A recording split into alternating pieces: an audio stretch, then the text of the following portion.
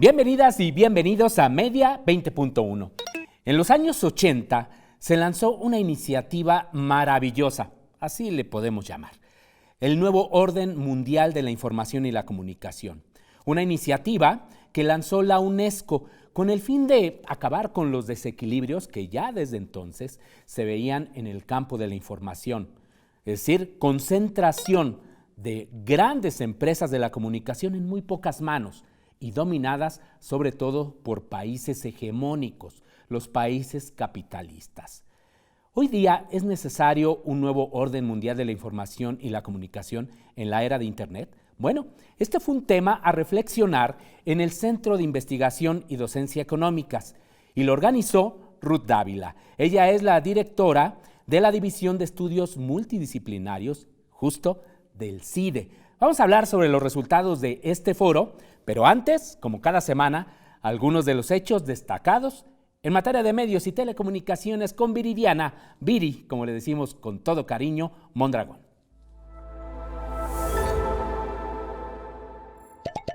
El Instituto Federal de Telecomunicaciones otorgó la primera concesión de uso social para la transmisión de contenidos afromexicanos. La concesión la recibió la organización Coconatu Colectiva de la Costa de Oaxaca, Naatunda. Voces Afromexicanas 107.3 FM es el nombre de la nueva radiodifusora que transmitirá desde San Marquitos, Villa de Tututepec, Oaxaca. El proyecto fue gestionado por una red de mujeres comunicadoras y lideresas del pueblo afromixteco con el fin de fortalecer la identidad negra mixteca y generar conciencia sobre la violencia étnica. Durante el tercer Foro Internacional de Medios Comunitarios Indígenas y Afromexicanos que organizó el Instituto Federal de Telecomunicaciones la semana pasada en Pátzcuaro, el presidente del instituto, Javier Juárez, entregó formalmente el título de concesión a las representantes de la nueva radiodifusora afromexicana.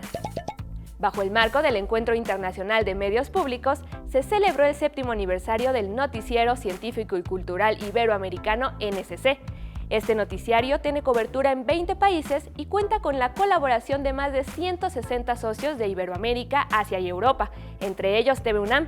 Al respecto, el presidente de la Asociación de las Televisiones Educativas y Culturales Iberoamericanas, ATI, y director del Canal 44, Gabriel Torres Espinosa, dijo que en estos 7 años se han agregado a las transmisiones de televisión las de radio, así como la producción de podcast y noticias creadas para redes sociales que permiten difundir lo más destacado en ciencia, tecnología y cultura a un público más amplio.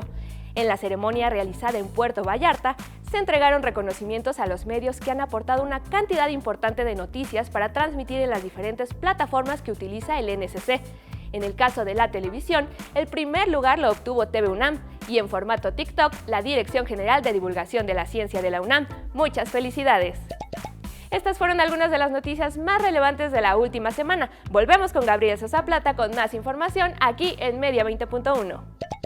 Muchas gracias a Viridiana Mondragón y qué gusto tenerte aquí, doctora Ruth Dávila. Ustedes organizaron un foro maravilloso allí en el CIDE, en esta nueva etapa que está viviendo, por cierto, el CIDE. ¿Por qué no le platicas a la audiencia de entrada qué es esto del NOMIC o del Nuevo Orden Mundial de la Información y la Comunicación y que se reflejó en una obra que seguramente también algunos de nuestros televidentes la llegaron a ver, Un Solo Mundo, Voces Múltiples? Esta edición que tengo yo es de la UNESCO y refleja el estado en ese momento de la comunicación en el mundo.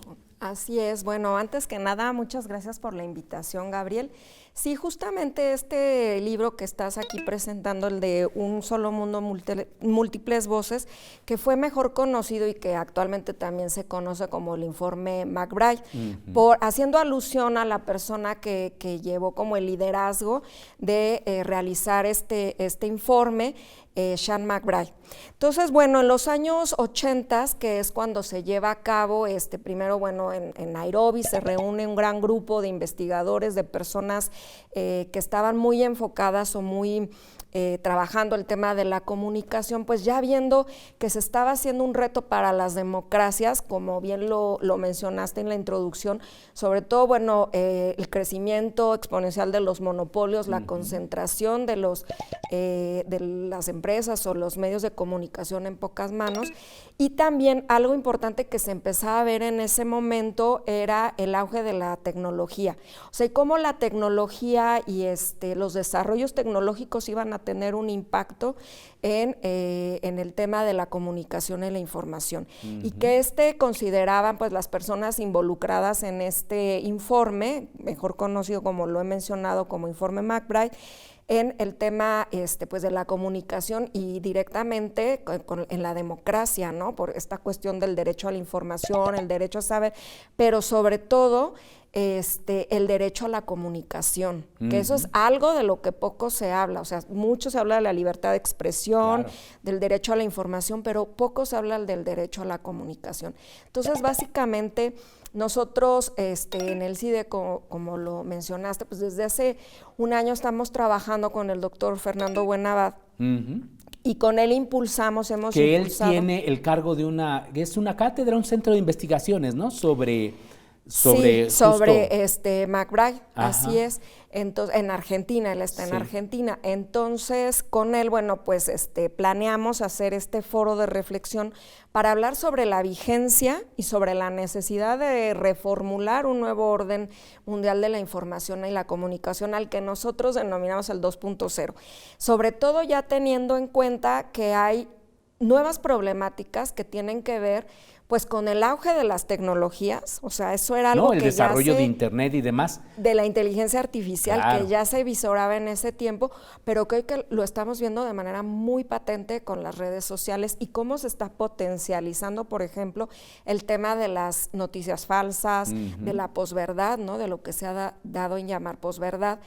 Y que pues es muy importante que retomemos los aportes que en su momento se hizo en este informe, que déjenme también decirles que en el contexto en el que se hizo, pues había unas problemáticas muy pues de la época, ¿no? En plena Guerra Fría, también con algunas cuestiones en las que conflictos, ¿no? Los países no alineados, el eje de los países no alineados, pero que hoy estamos viendo también que hay una disputa, como lo mencionabas, como países hegemonizan, ciertos países, los países más poderosos del mundo, hegemonizan la producción y distribución de la información. Sí, y se señalaba en este informe, de hecho es un informe sumamente detallado, participaron. ¿Cuántos países recuerdas, Ruth? Pero fue una buena cantidad de países y reflexionaron sobre estos temas y aportaron ideas. Sí, de esa reflexión pues surge justamente este informe. Ahora no tengo el dato concreto de cuántos países, pero bueno, sí, entre las personas que estuvieron involucradas, por ejemplo, Gabriel García Márquez, que claro, estuvo ahí involucrado. Ahora, yo recuerdo también, doctora Ruth Dávila, que, por ejemplo, Estados Unidos boicoteó de alguna manera este informe y boicoteó a la UNESCO porque no estaba de acuerdo con las propuestas de democratización, de apoyar a los países, pues digamos, más o de menor desarrollo, pero más marginados en el campo comunicacional. Sí, así es. Recordemos que en ese tiempo gobernaba en Estados Unidos Ronald Reagan, los años 80, y efectivamente fue de los países que frenaron pues la implementación como el informe, o sea, ellos rechazaron completamente porque decían que era contrario a la libertad de expresión, o sea, claro, cuando pues no era así. Entonces, pero pues tenía que ver eso sobre todo con los intereses pues hegemónicos, los intereses ideológicos, políticos, económicos, pues de las grandes potencias en ese momento, porque no hay que olvidar que en Estados Unidos es donde la mayoría de los medios que monopolizan la producción y distribución de información, de contenidos culturales, tienen su base en Estados Unidos. Y eso no ha cambiado mucho, no doctora. Ha cambiado mucho. Fíjate que uno de las mesas que tuvimos, justamente hablamos del tema de los monopolios, porque a mí ese tema me parece central, ¿no? Entonces, unos datos que nos proporcionó ahí el profesor Francisco Vidal de la Facultad de Ciencias Políticas y Sociales, mencionaba, por ejemplo, si me permiten señalarlo, que hay una concentración mediática que alcanza niveles escandalosos. Por ejemplo, Alphabet y Meta facturan el 45% de la publicidad mundial. Aquí ya vemos que son otros tipo de empresas, o sea, Alphabet que controla Google, ¿no? Google y Meta, pues Facebook. Y WhatsApp y Instagram. Ajá, pero hay otros datos en que nos menciona que el 35 de las 100 empresas mediáticas más importantes en el planeta tienen su base en Estados Unidos. Y luego tenemos que las primeras 10 empresas que forman parte de las 100 más importantes concentran el 63.2% de los ingresos totales. Estas son Alphabet, Comcast, Meta, ByteDance, Walt Disney, Charter, Warner Bros. Y Discovery. Entonces, también vemos que ya hay otro tipo de grupos como Vanguard Group y BlackRock, que ya son estas gestoras de inversiones que ya están muy involucradas. Estas dos tienen activos en las empresas más importantes de medios. Entonces ya vemos otro tipo de problemáticas en las que pues cada vez está más concentrado la propiedad. Hay que hacer muy patente esto, que se trata de la propiedad de los medios de comunicación, y eso pues realmente creo que sí tiene un impacto en este derecho a la comunicación, en este derecho a la libertad de expresión, en la pues capacidad que pueden tener países de lo que hoy se denomina sur global en producir sus propias informaciones y de qué informaciones se está hablando, ¿no? ¿De qué se habla en los medios? Sí, pues ellos son los que establecen las agendas informativas, las narrativas a nivel internacional. Esto es, pasamos entonces de una época, esta en la que se analizó el informe McBride de los monopolios, en la era analógica, y siguen persistiendo en la era digital, pero incluso agravándose, pero aquí curioso, con un discurso de que todos somos usuarios y todos podemos ser medios de comunicación, pero lo cierto es que esta es una frase de Tim Wu, ¿no? Un interruptor principal, que son justo estas grandes empresas de la comunicación en el mundo. Ya tenemos que hacer la pausa, doctora, pero justo sobre las soluciones, ¿qué hacer ante un panorama como estos? De eso abordó el foro que se organizó en el CIDI. Así que, por favor, no se vaya.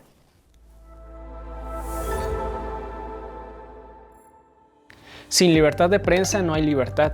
Una prensa libre no es una opción, sino una necesidad. Esas fueron las palabras de Antonio Guterres, secretario general de la ONU, el pasado 3 de mayo, cuando dicho organismo otorgó el Premio Mundial a la Libertad de Prensa UNESCO Guillermo Cano a las y los periodistas de nacionalidad palestina que cubren Gaza. Y es que en medio de lo que las relatoras de la ONU, Tlaleng Mofokeng y Francesca Albanese, han calificado como un genocidio por parte de Israel en contra del pueblo palestino, la libertad de expresión en Gaza e Israel pende sobre un hilo. Entre el 7 de octubre de 2023 y hasta inicios de mayo de 2024, la UNESCO había reportado la muerte de 26 periodistas en el ejercicio de su labor en la Franja de Gaza. Por su parte, la organización Reporteros Sin Fronteras ha informado que desde octubre del año pasado, el ejército israelí ha matado a 103 periodistas en Gaza. Asimismo, en abril, el gobierno de Israel aprobó una ley que le permite cerrar medios extranjeros, y el 5 de mayo ordenó la clausura del canal catarí Al Jazeera. El periodismo puede ser una herramienta para la verdad, la memoria y la justicia. Puede ser una herramienta de paz. Por eso es que bajo ninguna circunstancia debemos prescindir de él. Estamos de regreso en Media 20.1. Muchas gracias por acompañarnos como cada semana.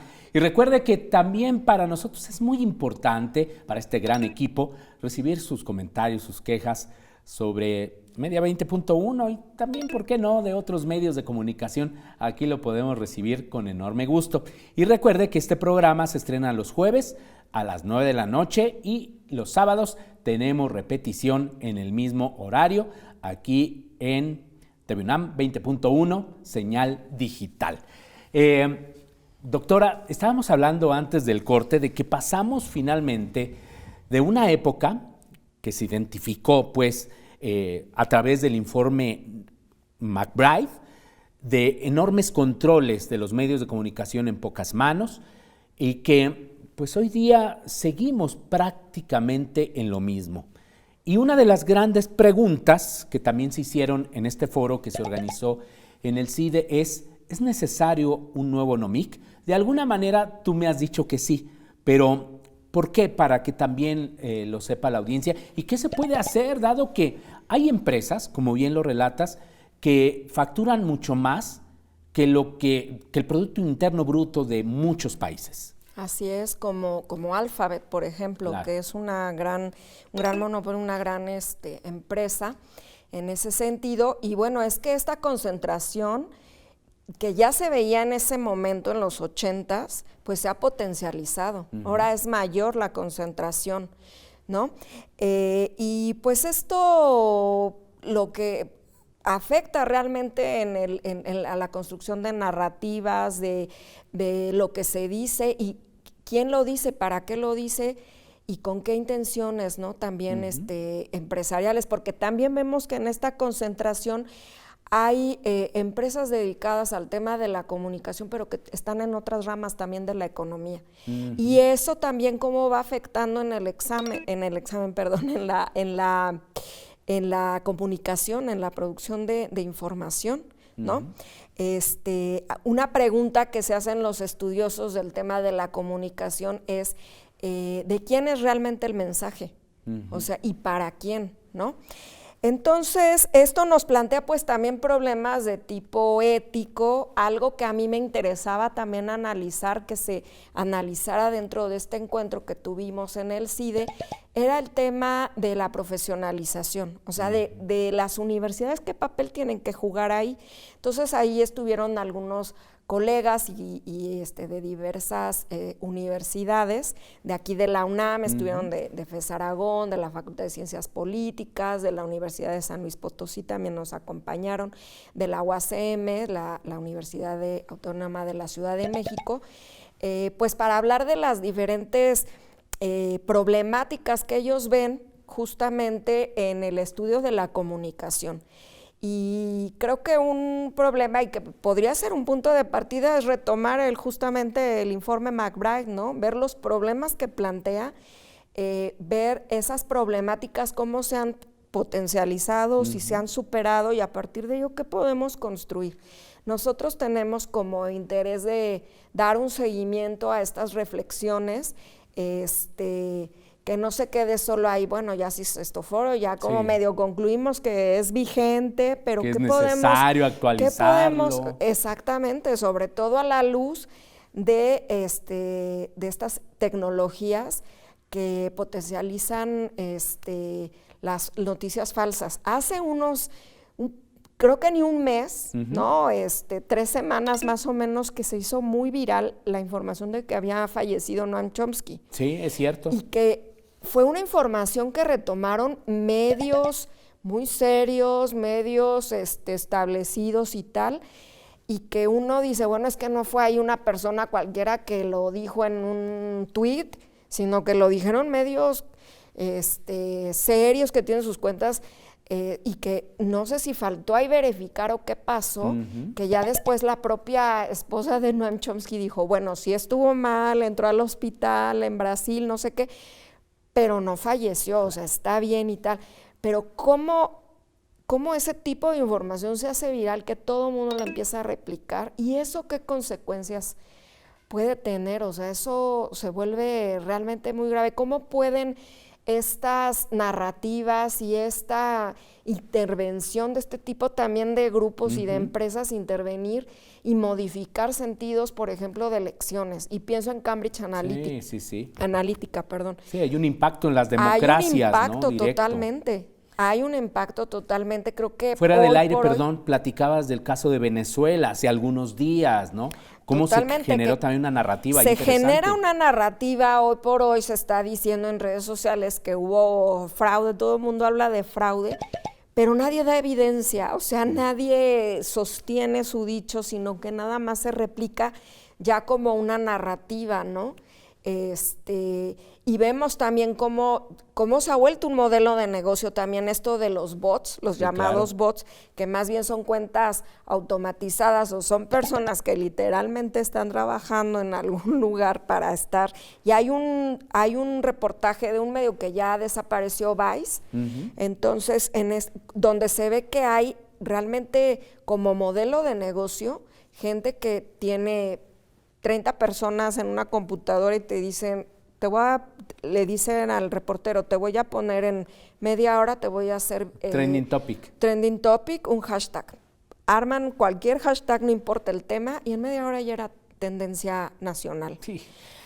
Entonces, eso, ¿cómo está incidiendo? O sea, si uno ve una tendencia nacional de que hubo fraude, pues, o sea, uno tiene un sesgo de confirmación, dice, hubo fraude. ¿No? Entonces ahí como ya estamos viendo cada vez más potencializado todo esto de lo que ya nos decía en su momento el informe, cómo ahora esas nuevas tecnologías pues ya están teniendo un impacto realmente muy fuerte en la forma en la que la gente va a reaccionar frente a esa información. Sí, tiene impacto en la política, en la economía, en lo social, en lo cultural, por supuesto.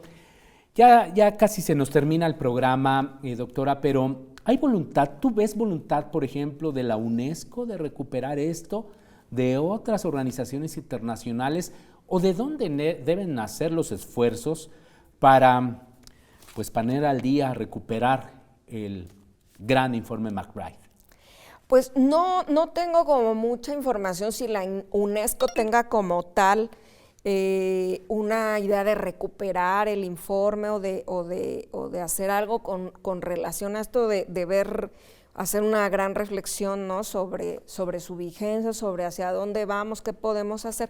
Pero, por ejemplo, cuando se dio lo de la pandemia por COVID en 2020 y que se dio un fenómeno que incluso se le denominó por parte de la Organización Mundial de la Salud infodemia, o sea, ahí vemos que sí estas organizaciones internacionales pues sí tienen una preocupación real porque lo estamos viendo y cómo impacta eso realmente en nuestras vidas.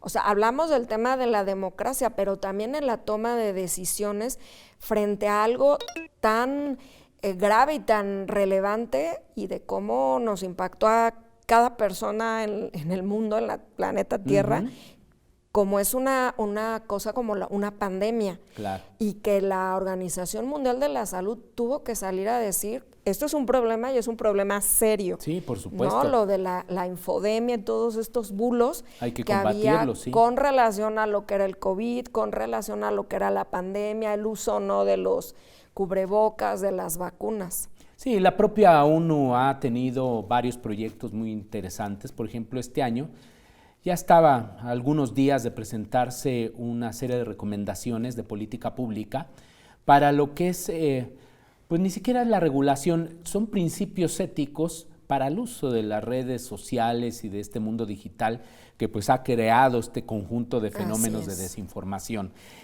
¿Dónde pueden ver las audiencias? Tengo entendido que siguen en YouTube algunas de estas mesas, foros. Así es, ustedes pueden retomar el encuentro, lo pueden ver, lo pueden buscar en el YouTube del CIDE, así le ponen CIDE y ahí va a aparecer. Y tuvimos 5 mesas y 2 paneles y una mesa de conclusiones. Muy interesantes, pues nos acompañó también el profesor Gabriel. Muchas gracias. Y también tuvimos por ahí a varios periodistas como Daniela Pastrana, también estuvieron personas como César Bolaño, Daniela Monge, Francisco Sierra Caballero, también nos acompañaron profesores como mencionaba aquí de la UNAM, del propio CIDE, que estuvimos reflexionando, el profesor Fernando Buenabad, que con él estuvimos coordinando y organizando este encuentro, y pues lo pueden ver ahí en la página de YouTube del CIDE, para pues revivir este encuentro y que ustedes también hagan una reflexión propia como ciudadanas, ciudadanos. Pues ahí está. Y aparte en la página del CIDE, pues muchas actividades nuevas, novedosas, está viviendo una etapa muy distinta el CIDE a lo que teníamos antes, y eso es algo que también nos agrada mucho desde el punto de vista de la academia, pero también como seguidores del quehacer de las investigaciones en torno de los fenómenos económicos. Muchísimas gracias, doctora Ruth Dávila, por acompañarnos. No, pues muchas gracias a ti, Gabriel, por invitarme. La verdad que sí, me parece muy relevante no dejar estos temas de la comunicación. Es un tema estratégico y por hoy vienen elecciones en Estados Unidos y tenemos la experiencia de las elecciones que se dieron en 2016 y todo lo que vino después, ¿no? Y el papel tan importante que han jugado los medios de comunicación tradicionales, pero también las redes sociales. Claro, y hay que ser justos ciudadanos, audiencias, usuarios de las redes sociales, responsables, críticos, no se crea, lo hemos dicho muchas veces, todo lo que ve usted a la primera en estos medios. Gracias nuevamente y muchas gracias a usted. Hasta la próxima semana.